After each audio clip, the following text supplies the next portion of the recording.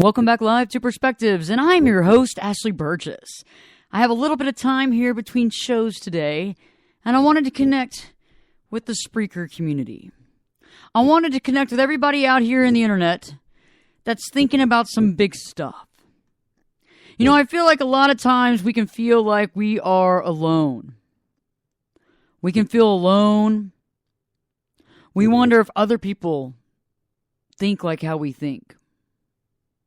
We wonder if things are really happening the way we think they're happening. Because, you know, you have all this negative press and this fallout and all these things that are going on. You know, the killing of innocent lions, issue of wildlife, people sport hunting, all those things that epitomize the most ruthless people on the planet and their mean ways. You know, I think a lot of times we judge where the world is going by this, and I just think that that's wrong. I think that when we see this negative type material, we realize that they're grandstanding for one person that's done something not so good. And it's time that we start realizing some cues, really, some symbolism, the reality of what I think is happening. I've been reading a lot of stuff about the awakening lately, and a spiritual awakening that's happening right here on planet Earth. And I know this is a little out of my normal conversation, but it is just as truthful with more answers, less questions as everything else I do. You know, and I think a lot of people right now are wondering about the awakening. Is it the time? Are people waking up? Are people getting the wake-up call? And I've done a show on the wake-up call before, but we're going to take this a little further.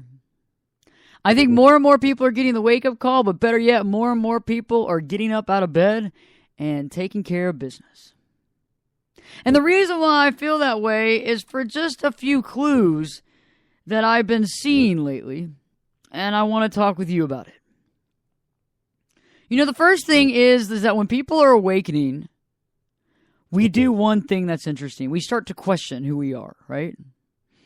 We question all those things that we kind of put together as this representative, right? Like we have this representative, and you know what I'm talking about because I've walked into many places and talked to many people years ago as my representative. Because I didn't really want to delve. I didn't want to dig deep, and I wanted to kind of just deal with the way life was. But you know what? When you're awakening, you can't do that. And we begin to question who we are. And I've questioned who I am. And I've gone through changes. And I recently feel like I kind of went through a mini midlife crisis. And I'm very thankful for it. Because I was able to look at all the stuff that symbolizes me. Able to see it. Able to accept it. Able to move past it. And able to let things go. Because, you know, honestly, people can define you as a lot of things, but it's only the definitions that you let stick become your reality. So, you know, the idea of questioning yourself begins with that spiritual awakening, and it's a big realization, a come to Jesus conversation, you might say. You know, questioning the very fiber of your being, questioning the way you were raised, questioning everything. And when you start to question everything and you piecemeal it together and you realize that there's some components of you that are absolutely amazing, some components of you, you could change, and some things that you've been carrying with you for a while that have nothing to do with you. Raise your hand right now. And if you're driving and listening to this, don't raise your hand. And if you're on the plane, you can still raise your hand, but people are going to wonder what you're raising your hand about. You can raise your hand at work if you want to. You can raise your hand at home. Raise your hand if you are questioning yourself right now. I have my hand raised. I have literally gone through the questioning process, re-question, spun out the BS, spun out the crap, got rid of that, threw that in the trash, recycled some of it, threw some of it away, and I feel a lot better. I feel somewhat effervescent. You know, the second clue that a spiritual awakening is happening, definitely that a spiritual awakening is happening within you Because that's what's most important right now, right? And that is that we question why we're here. What is the reason why we're here? Why? Why are we here? What's our purpose? What's our life's purpose? And I think that's very interesting because I think we all have a different purpose, but I think it all kind of goes to the same area. You know, and it's about living out our purpose. And when we realize that, we question ourselves, and then we realize we have a purpose, and then we realize the purpose, and then we go, oh my God, I have a purpose. Oh my God, this is so great. I figured it out. And it can take a little while to get there. And there's nothing wrong with you. I believe it's all about timing. Because if you really are awakening, you realize that it's really all about timing. And there's no slow pokes. There's no, oh, I'm behind the 8-ball. No, quite the contrary, right? It's actually the right place at the right time with the right purpose, and you're able to actually carry it out now because everything is out of your way to begin to move forward. And think about what I just said, because that's kind of deep. But it's the concept of you weren't ready to do what you needed to do until right now when you figured it out. So you're realizing what your life purpose is, and you got these big clues, and you got all this stuff you're working toward, and you might have a bunch of pieces that you're trying to figure out how to put together, but you know what? They're going to come together. You know it. Somewhere within that soul, within that heart, you know it. And you feel it. And you might not necessarily be able to put all your fingers on it. You might not be able to explain it to other people quite yet. And you might kind of feel like you should keep it like a little gift inside. Just for a little while until you really wrap your brain around it. Because you don't want people to think you sound stupid. But you know, we do judge ourselves a lot, don't we? We like to judge ourselves and put ourselves down. And sometimes we have to just let it go and realize that there's other people out there with a purpose too. And they might be able to help us. Or they might be part of it. So we question ourselves and we question why we're here. I think another clue, really, that you are in an awakening, that you are awakening from that long slumber, is that a lot of times our lives turn upside down for just a bit. It does. It turns upside down, and it's just the way it is. Because in order to get out of the system that you're in, that you're currently operating from, that's not purpose-driven, you have to make great changes. And as you're making these changes, see, we've been living this for so long that we're so used to this that it seems a little odd. I've been doing this my whole life. Why would I change? But not only on top of that, other things like the people around you might not understand you. Things might not seem to just fall into place. And better yet, I think that there's magic and there's karma and there's that kind of thing. But I think karma is a big deal too. If we've not been playing by the heart rules, there's some stuff we're going to have to deal with. And so even though you might have found your purpose and you go, oh my God, I know exactly what Ashley's saying. I figured out my purpose. However, even though you figured it out, there's a lot of karma that you might have to deal with. And that can feel a little topsy-turvy. That can feel like your life is kind of upside down. And it can also get you to the point where if the karma is kind of beating you down so much, you'll sit there and go, why am I trying to be good? Why am I trying to do this? Every time I move this direction, I get something bad come back. And that's when you definitely have to stay the course. Because it's always kind of really, really bad, right? Until it ends. And so you might have already been 3/4 through it. And it's time to see it through. I remember there was a quote, and I don't remember who said it, but it said, if you're in hell, keep on walking. Don't stop. Don't have a picnic. Don't sit there and have a keg and hang out there and have some beers. Keep walking. It's time to continue. Because you know what? You know that there's light. You know that there's light on the other side. And you know that you can get through it as long as you believe you can. And as long as you believe you can get through that topsy-turvy period of time where you're questioning why you're trying to do what's right. And once you get past that, you're going to feel a lot better about what you're trying to do and what you believe in. You know, the next clue that you are awakening is you begin to experience one of my favorite things. One of my absolute favorite things ever is synchronicity. Synchronicity means that you are right where you need to be, right when you need to be there, and gosh darn it, everything's going to work out great. Now, let me be frank with you, though. When I say everything's going to work out great, it might not necessarily work out the way that you think it's going to work out. And sometimes things can work out where we feel, kind of got duped on that.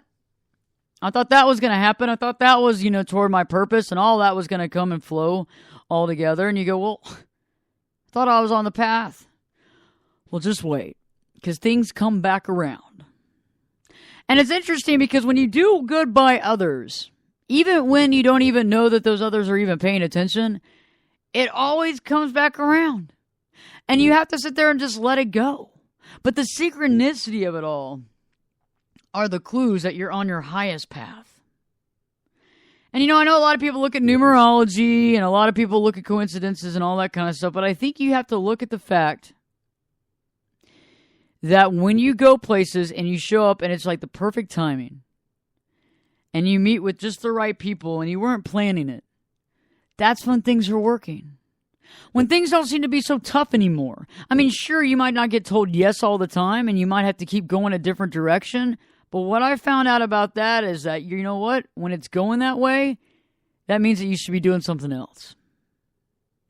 I've recently started thinking about a process that I'm dealing with in my current life. And I kept going one direction, and I kept going one direction, and I kept going one direction. And that one direction, nobody was biting. Nobody was going that way. And so now I've changed course. And I've realized that the reason why that didn't work is because it wasn't supposed to work. It could not have worked. Had it worked, I would have gone off course. The next clue that I think is very interesting, I'm going to wrap up pretty soon because I want to do another show on this that's a little more intricate, a little more in depth, and I would love to have a call-in show. And I would love for you to comment on this podcast and let me know if you think a call-in show would be good to do. Because I'd love to hear from you. And I think that I want to start doing it at least once a week here, outside of the Sunday through Sunday shows that I have on in California and Texas. And if you want more information about me, check out AshleyBurgess.com. Ashley, BERGES.com, AshleyBurgess.com. And you'll get more information about me, and that's got video and audio, and it's got about the 250 last shows on there, and it's got a lot of cool stuff on there, and you can get to know me as a person. And the reason why I know a lot of this stuff is because, I'm a therapist, and I'm also a life coach, and I'm a 3-time author, and I make this my life. The whole concept of awakening and being able to carry forth purpose is my mantra. I mean, the most important thing to me is being able to walk out of this dimension with clear and proper awareness and clarity. And I think we all, to some degree, need to be focusing on that to realize the big picture. There's a huge picture out here. And a lot of times we get stuck looking at this little finite portrait. And the portrait's pretty, but there's a lot more to life, and there's a lot of things that you don't see. There's a lot of things that are just right there that if you actually pay attention, and sometimes you might have to stare. You might have to stare. You might have to look out into the sky and just stare. And realize that a lot of times we take things for granted that have the biggest unique voice, they mean the most, and they could take us to the next level.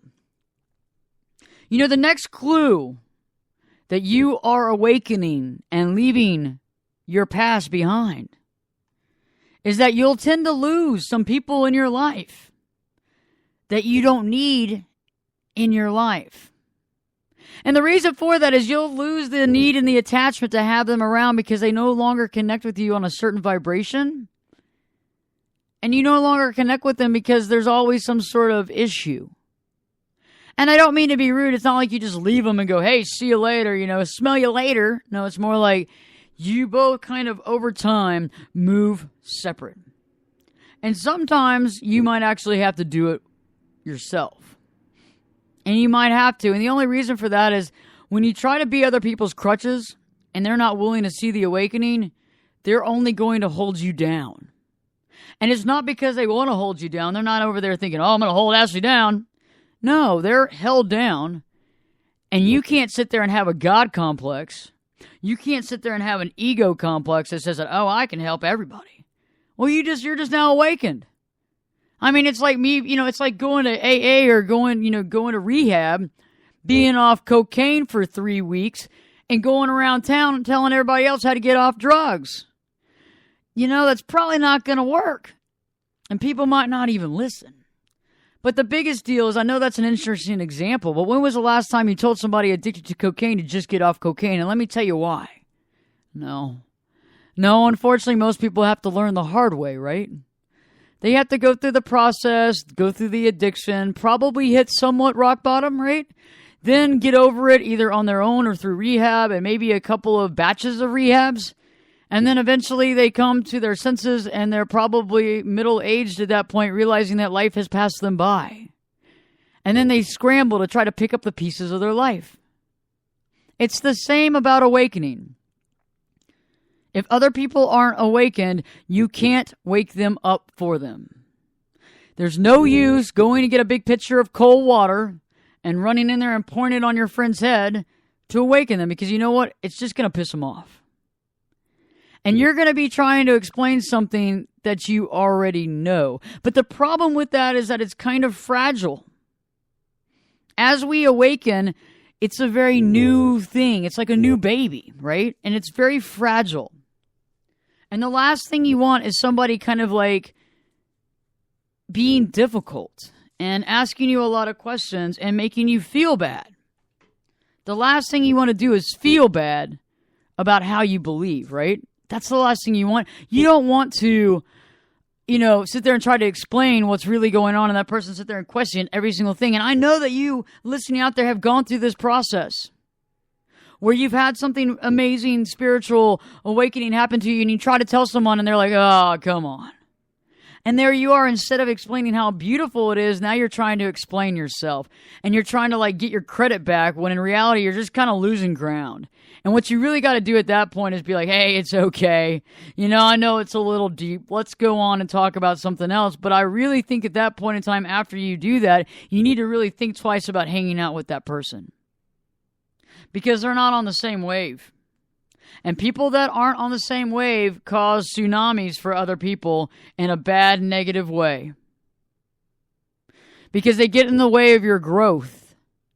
And the reason why you keep them around is for you're trying to help them, you're trying to do everything you can. But isn't that ego, huh?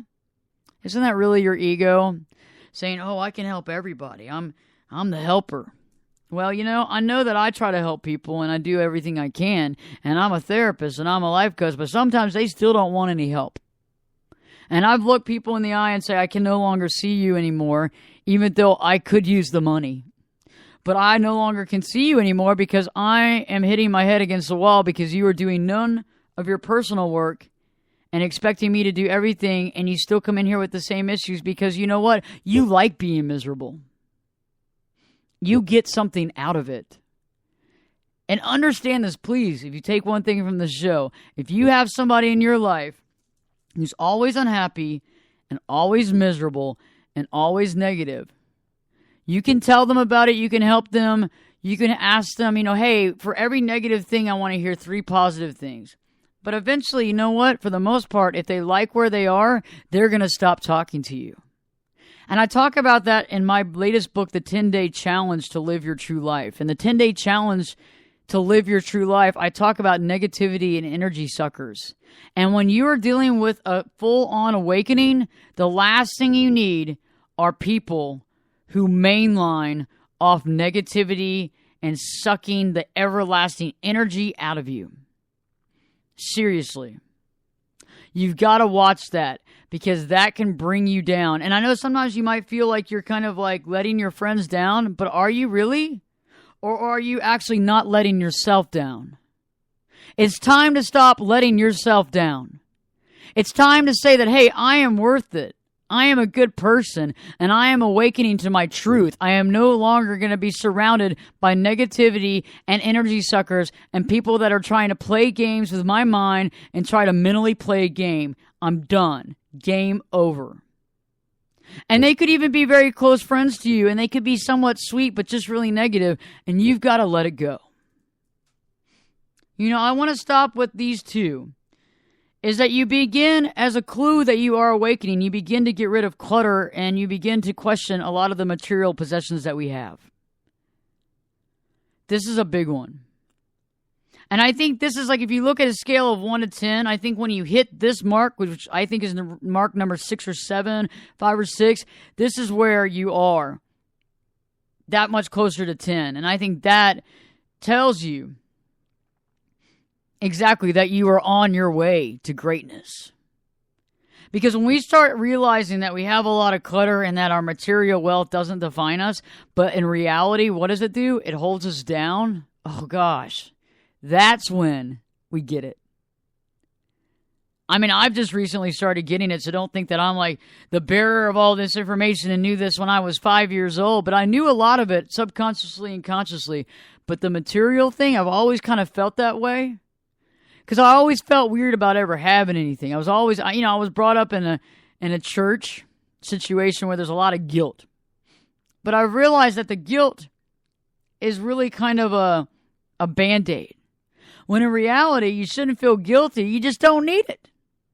You don't need it. If you have enough to have shelter and a decent home that you're happy with, that you're comfortable in, that's great. A car that gets you from A to B that's comfortable when you're having to drive long distances, that's great. But anything more that makes us held down, that makes us where we are bound to our material possessions, is when we have the problem. And that's when life is no longer being lived out of joy. Instead, it's lived out of necessity, and we work to pay the money to have the things that hold us down. And I want to stop here because I want to do another show on this in the next few days, and I want to cover all these signs and more of to know that you are awakened. Because as you awaken, you need to know that this is normal. You're in an elite group. And this elite group is getting bigger and bigger and bigger and bigger, and it's getting stronger, and it's getting faster, and it's getting more brilliant and more bright and more effervescent. And you are a part of an amazing movement. And as you realize that you're such an integral part of this amazing movement, you are important. You are necessary. And the more you realize that, the more you can be of help and service on your purpose. The last thing I want to cover before I go to break and head back into the other studio to do a show is that you begin to realize fully that love is the only thing. That we're here to love. That we're here to love. That we're here to be with people. That we're here to love and respect people. And that when you look around and you see your spouse or you see your kids, and you no longer just see them as whatever, but you realize you love them through and through. And there's more music and there's more stuff being written about this every day about being true.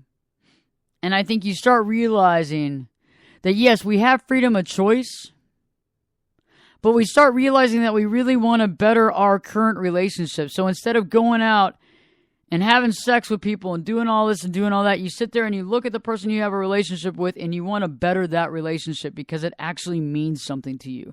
Because it's more than the sex. It's more than anything else. It's the love. And you start also realizing that the only thing that matters in this world is love. And everything else is fear-based. And I don't like coming from the position of fear because I'm never very effective that way. None of us are very effective coming from fear. Fear takes away all our power. It makes us powerless. So think about this. You are an awakening individual. You have amazing things happening. You see it on a daily basis. You're getting rid of that material clutter, or you're beginning to analyze that. Maybe some people are going out of your life that you don't need, that are holding you back, vice versa, and there's some meaningful relationships coming in. And I'm appreciative that you've turned on my podcast, and I look forward to getting your information as far as what you think about this, the more of the direction you want to hear, and also what you think about a call-in show. And remember, the synchronicities are not just coincidence. This means that you are on the true path, your true calling. And things might be upside down a little bit, but realize that there's always a correction before you go in to the right direction. And remember, when you question yourself and you question why we're here, that's a good thing. I look forward to hearing from you. You know, on Perspectives with Ashley Burgess, there's always more answers and less questions, because I think that's what's real. It's about truth. It's not about fear. It's about providing truth and shedding light and helping other people be successful and awesome human beings. Stay tuned. I will have another show for you shortly. And Perspectives with your host, me, Ashley Burgess, will be back I'll be back this time in 3 shakes.